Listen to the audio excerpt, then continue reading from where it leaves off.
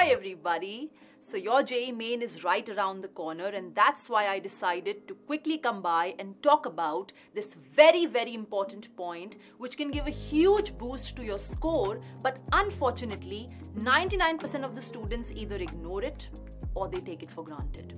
It is managing your rough work during the exam.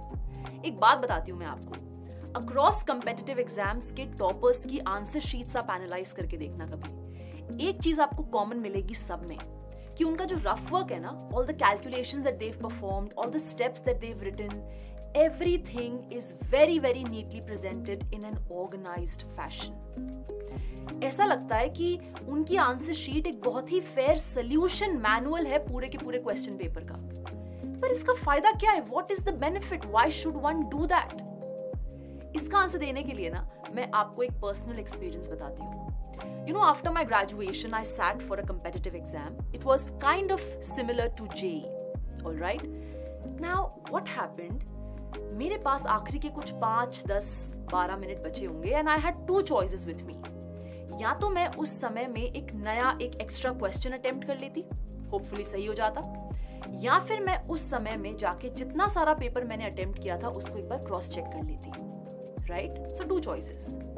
I decided to go for the latter one. और मुझे क्या मिला?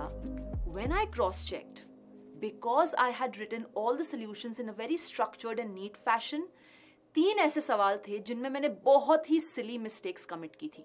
मैंने फटाफट उन mistakes को ठीक किया and appropriate option mark किया। अब आप बोल रहे होगे, one counter argument would be कि उससे अच्छा तो वो सवाल attempt कर लेते ना, that extra question, right? तो ठीक है, let us study this action that I took. Let's talk numbers, let's talk data. Suppose मैं एक एक्स्ट्रा सवाल अटेम्प्ट करती, होपफुली वो सही हो जाता, 4 नंबर मिल जाते मुझे, राइट? पर मैंने 3 सवाल वो जो गलत किए थे, -1, -1, -1, so I am getting how many marks का profit? 4 - 3, that is 1. On the contrary, अगर मैंने वो 3 सवाल सही किए हैं, मतलब 4 × 3 12, but I've also saved myself from a negative marking of 3. That means 15 marks मिले हैं मुझे टोटलिटी में। But क्योंकि मैं ये सवाल सही करके 4 नंबर ले सकती थी, तो मुझे यहाँ से 4 नंबर का लॉस भी हुआ है। 15 - 4 makes it 11. तो इन टोटल यहाँ से मुझे 11 नंबर का प्रॉफिट हुआ है और पिछले ऑप्शन में 1 नंबर का profit. Can you see the margin? 10 number का मार्जिन। यार इतने में तो ना हजारों का फर्क आ जाता है रैंक में। So what is the moral of the story? Moral of the story is कि when you neatly write your solutions, when you have your rough sheet with you that you've presented in a very organized and structured fashion, उससे आपको मदद मिलती है in efficiently rechecking the paper. And any day you should give importance to that. क्योंकि हम quality chase कर रहे हैं, quantity नहीं. Keep that in mind people, क्योंकि JEE का एग्जाम is not about आप कितने सवाल करते हो, it's about आप कितने सवाल और कौन से सवाल छोड़ते हो। फोकस है हमारा नेगेटिव मार्किंग को मिनिमाइज करने में, राइट? हम चाहते हैं ज्यादा से ज्यादा सवाल हमारे सही हों, एंड दैट्स वाई जब भी आपके पास आखिरी का वो थोड़ा वक्त बचता है ना, I would suggest very strongly, भले आप एक सवाल छोड़ दो, पर उस वक्त में आप बाकी के सवाल जाके चेक जरूर करो यार। और वो चेकिंग आपकी फायदेमंद तब होगी जब आपके पास सारे सॉल्यूशंस बड़े अच्छे से ऑर्गेनाइज तरीके से लिखे होंगे। Alright, so this is the number 1 point which you must keep in mind in order to do your rough work very properly. Also, a couple of objective tips which you can follow. Number 1, जैसे ही आपको आपकी A4 size sheet मिलती है to perform your calculations, first thing you should do is draw a line in between and divide it into 2 vertical columns. आप पहले column की शुरुआत से लिखना स्टार्ट करो. The moment question ends, draw a horizontal line, okay, and then you move on to the next question. If one column ends, move on to the next column and so on. इससे होगा क्या? What is the benefit? What is the advantage? कि आपका हर solution एक बड़े neat rectangular डब्बे के अंदर पड़ा होगा. So what happens? The area which a solution is occupying is very limited. It's very compact. तो everything is within your visibility की range. तो होता क्या है ना कि ऐसे में it becomes very easy and very convenient for you to catch your silly mistakes, to identify where have you gone wrong.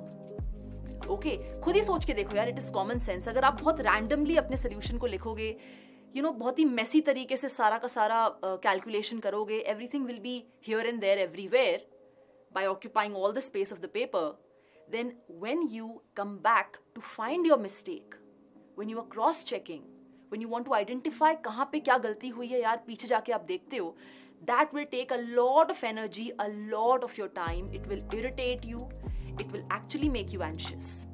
तो ये step आपका टाइम मांग नहीं रहा है, ये indirectly आपको टाइम दे रहा है. Do follow it. Another thing which is a game changer, it is numbering the question that you are attempting. Oh God, this is so important and so underestimated. जैसे ही आपके पास क्वेश्चन पेपर आता है, आप उस पर glance मारते हो, आपने देखा यार फर्स्ट क्वेश्चन तो बाउंसर है, बन नहीं रहा. Second question you have marked for review कि इस पे बाद में आएंगे. Let's say third question is the first question which you are wanting to attempt, आपको वो डुएबल लग रहा है. You go to your solution sheet, your answer sheet, your rough sheet, and you start solving the third question. But before that, what you must do consciously, very consciously, is number the question. Write 3 or question 3 or answer 3, whatever you are habitual of, and then start solving the question. Also, ऐसा हो सकता है कि आपने 3-4 steps लिखे और उसके बाद आपको समझ में आ रहा है कि ओहो, I'm stuck. अभी तो मुझे नहीं चमक रहा कि आगे क्या करना चाहिए. It's okay. आप वहां पे स्पेस छोड़ दो. Leave ample amount of space beneath those 3-4 steps. Then you draw the horizontal line and then move on to solving the next question. इससे होगा क्या? पहली चीज तो ये कि जब आप बाद में क्वेश्चन 3 पे वापस आओगे उसको अटेम्प्ट करने, कंप्लीट करने, तो आपको क्वेश्चन 3 ढूंढना नहीं पड़ेगा क्योंकि आपने हर सवाल की बढ़िया तरीके से नंबरिंग की हुई होगी. दूसरी चीज कि यार फिर से आपको वो शुरू के 4 स्टेप परफॉर्म नहीं करने ना, तो आपका समय बच गया. It's a time saver technique. आप 5th स्टेप ऑनवर्ड्स अपनी कैलकुलेशन, अपना सॉल्विंग प्रोसेस रिज्यूम कर सकते हो. Are you understanding? So that's how this works like wonders.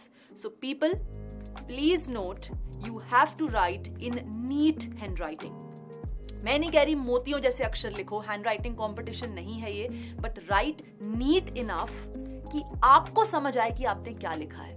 ये बहुत कॉमन चीज है which I hear from students की वो लिख तो देते हैं और बाद में when they revisit they are not able to understand कि उन्होंने लिखा क्या है, क्योंकि उन्होंने बड़ी जल्दबाजी में रफ वर्क के जैसे एकदम मतलब मेसी तरीके से सब कुछ लिखा होता है. So that is not a situation that you want to land in. Alrighty, so follow these tips and try to implement them in the next mock test that you sit for. Trust me, it will elevate your score significantly. All the very best, guys. It's me, Bhumika, signing off.